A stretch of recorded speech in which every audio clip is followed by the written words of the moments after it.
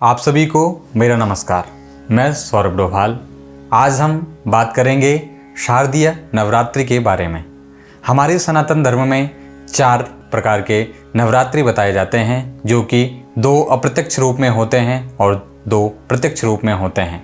जैसे कि अप्रत्यक्ष रूप के नवरात्रि को गुप्त नवरात्रि भी कहा जाता है, जिसमें कि एक आषाढ़ मास में आते हैं और दूसरे माघ मास में आते हैं, और 2 नवरात्रि हमारे शारदीय नवरात्रि बताए जाते हैं, जो कि एक चैत्र मास में आते हैं और दूसरे अश्विन मास में आते हैं। इस बार के शारदीय नवरात्रि जो कि 3 अक्टूबर से प्रारंभ होने जा रहे हैं, शुक्ल पक्ष की प्रतिपदा से यह नवरात्रि प्रारंभ होते हैं। नवरात्र में माँ के 9 स्वरूपों का पूजन किया जाता है। 9 ही अंक क्यों, 9 ही स्वरूप क्यों? न्यूमरोलॉजी के अकॉर्डिंग अगर देखा जाए तो 9 नंबर मंगल का होता है, जो कि उत्साह और ऊर्जा का प्रतीक होता है।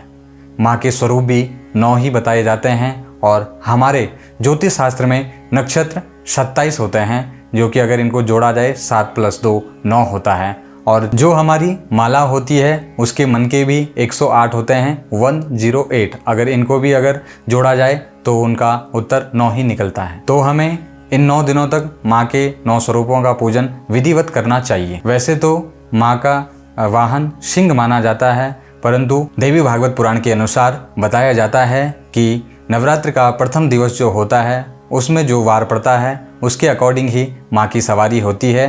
और जिस सवारी में माँ पृथ्वी लोक में अपने भक्तों को दर्शन देने के लिए आती है, उस सवारी के अकॉर्डिंग ही हमें इस पूरे वर्ष कई घटनाक्रम भी देखने को मिलता है। देवी भागवत पुराण के अनुसार बताया जाता है कि शशि सूर्य गजारूढ़ा शनि भौमे तुरंग में गुरो शुक्रे च दौलायाम बुद्धे नौका प्रकीर्तिता, जिसका अर्थ है कि नवरात्रि का प्रथम दिवस अगर सोमवार और रविवार को पड़ता है तो माँ हाथी के ऊपर सवार होकर आती है। यदि नवरात्र का प्रथम दिवस शनिवार और मंगलवार को पड़ता है तो माँ घोड़े के ऊपर सवार होकर आती है। और यदि नवरात्र का प्रथम दिवस शुक्रवार और गुरुवार को पड़ता है तो माँ डोली पालकी के ऊपर सवार होकर आती है, और बुधवार को माँ नौका के ऊपर सवार होकर आती है।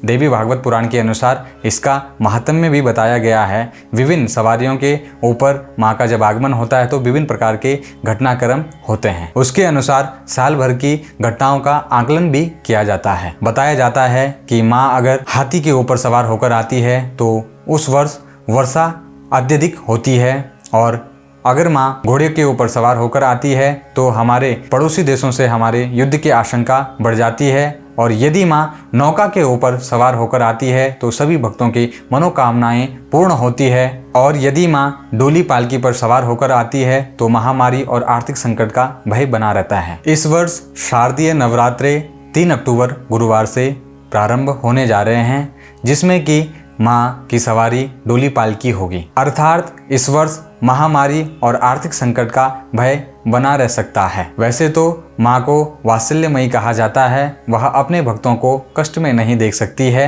क्योंकि शंकराचार्य जी ने कहा है कुपुत्रो जायते क्वचिदपि कुमाता न भवति। पुत्र कुपुत्र हो सकता है पर माता कभी भी कुमाता नहीं हो सकती है। अर्थात माँ अपने भक्तों को कैसे कष्ट में देख सकती है। इसलिए आप इन 9 दिनों तक माँ के 9 स्वरूपों का श्रद्धापूर्वक माँ का पूजन करें। आइए अब जानते हैं कि हमें इस वर्ष शारदीय नवरात्रि में पूजन कैसे करना है। इस वर्ष घट स्थापना का शुभ मुहूर्त 3 अक्टूबर गुरुवार के दिन सुबह 6:15 से लेकर 7:22 तक रहेगा, और अभिजीत मुहूर्त का समय 11:46 से लेकर 12:33 तक रहेगा। इस बीच में हम अपना कोई भी शुभ कार्य कर सकते हैं, और जो व्यक्ति सुबह घट स्थापना नहीं कर पाए वह इस समय भी कर सकते हैं।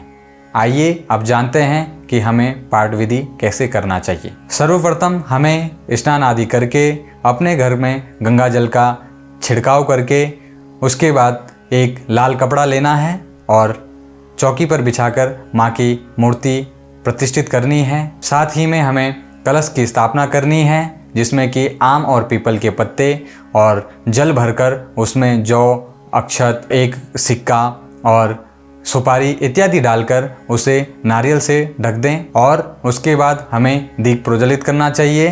और माँ का पूजन हमें पंचोपचार से करना चाहिए, जिसमें कि हमें गंध, अक्षत, धूप, दीप, नैवेद्य से माँ का पूजन करना चाहिए। प्रथम दिवस हमें खीर का भोग माँ को लगाना चाहिए और जो व्यक्ति अष्टमी पूजते हैं या जो व्यक्ति नवमी पूजते हैं वह खीर का भोग समापन के दिन माँ को जरूर लगाएं। आजकल व्यक्ति के पास समय का अभाव बहुत रहता है, इसलिए जिस व्यक्ति के पास समय का अभाव है वह सिद्ध कुंजिका का पाठ करें और नवारण मंत्र का पाठ जरूर करें। जो व्यक्ति एक दिन में एक पूरी आवृत्ति कर सकते हैं वह सर्वप्रथम कवच, अर्गला और कीलक मंत्र का पाठ करें, उसके बाद नवारण मंत्र का पाठ करें और उसके बाद ही अपना पाठ प्रारंभ करें। आइए अब जानते हैं कि हमें पाठ किस प्रकार करना चाहिए। हमें प्रथम दिन दुर्गा सप्तशती के प्रथम अध्याय का पाठ करना चाहिए और दूसरे दिन दूसरे और तीसरे अध्याय का पाठ करना चाहिए और तीसरे दिन चौथे और पांचवें अध्याय का पाठ करना चाहिए और चौथे दिन पांचवा, छठा, सातवां, आठवें अध्याय का पाठ करना चाहिए और पांचवें दिन हमें नौवें और 10वें अध्याय का पाठ करना चाहिए और छठे दिन हमें 11वें अध्याय का पाठ करना चाहिए और सातवें दिन हमें 12वां और 13वें अध्याय का पाठ करना चाहिए। इस तरह से हमें 7वें दिन तक अपनी एक पूरी आवृत्ति का पाठ करना चाहिए। और जो व्यक्ति अष्टमी पूजते हैं वह अष्टमी को पूजन करवाएं और जो व्यक्ति नवमी को पूजते हैं वह नवमी के दिन पूजन करवाएं। आइए जानते हैं जो व्यक्ति अष्टमी पूजते हैं और जो व्यक्ति नवमी पूजते हैं हमें इन दोनों दिन क्या करना चाहिए। देवी भागवत के अनुसार बताया गया है कि हमें अष्टमी और नवमी के दिन 9 कुमारी कन्या एवं एक छोटे बालक का पूजन करना चाहिए, जो कि बटुक भैरव के रूप में पूजा जाता है। हमें कन्याओं का पूजन किस तरह करना चाहिए।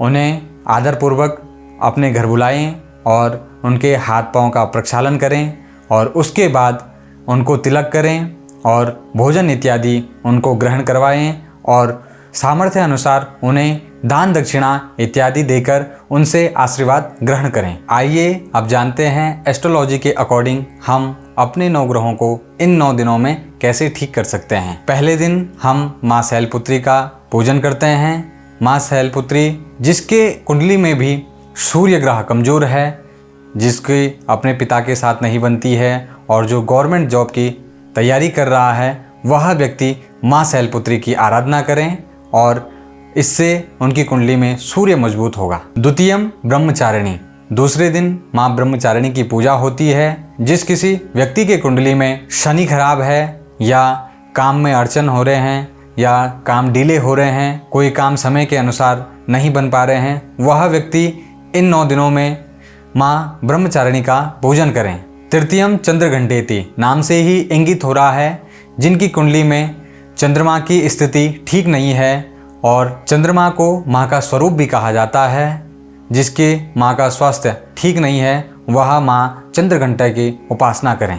कुष्मांडेति चतुर्थकम, जिस किसी जातक या जातिका की कुंडली में बृहस्पति ठीक नहीं है या बृहस्पति शुभ भाव में नहीं है, वह व्यक्ति माँ कुष्मांडा की आराधना करें। जिस व्यक्ति के पेट से रिलेटेड कोई दिक्कत होती है या विशेषता जिन लड़कियों का विवाह नहीं हो पा रहा है, वह माँ कुष्मांडा की आराधना करें। आपको शीघ्र ही इसका फल प्राप्त होगा। पंचमम स्कंद मातेति, जिस व्यक्ति के कुंडली में मंगल ठीक नहीं है या उस व्यक्ति को भूमि से रिलेटेड कोई दिक्कत आ रही है या अपने भाइयों में उसकी अनबन रहती है या जो व्यक्ति कर्ज में डूबा हुआ है, वह व्यक्ति स्कंद माता की पूजा करें, उससे कुंडली में मंगल मजबूत होगा। षष्टम कात्यायनी तिचा, जिस व्यक्ति के कुंडली में शुक्र पीड़ित हैं, वह व्यक्ति जिसको धन, ऐश्वर्य और एक लग्जरी लाइफ जीनी है, वह व्यक्ति माँ कात्यायनी की आराधना करें। सप्तमम काल रात्रिचा, जिस व्यक्ति की कुंडली में राहु खराब है या खराब अवस्था में है या कामों में अड़चन आना होता है, जैसे रात को नींद नहीं आती है, सर्प इत्यादि जो स्वप्न में देखते हैं या आधी रात में नींद खुल जाना, वह व्यक्ति माँ काल रात्रि की पूजा करें। महागौरी च अष्टमम, जिस व्यक्ति की कुंडली में बुध पीड़ित हैं या जिस व्यक्ति का व्यापार ठीक से ग्रो नहीं कर पा रहा है, वह व्यक्ति माँ गौरी की उपासना करें। नवम सिद्धिदात्री चा, जिस व्यक्ति की कुंडली में केतु पीड़ित है, क्योंकि केतु जो होता है वह ऑपरेशन की नौबत भी लाता है और अलगाव भी पैदा करता है। जिस व्यक्ति के साथ यह घटना हो रही है वह व्यक्ति माँ सिद्धिदात्री का पूजन करें।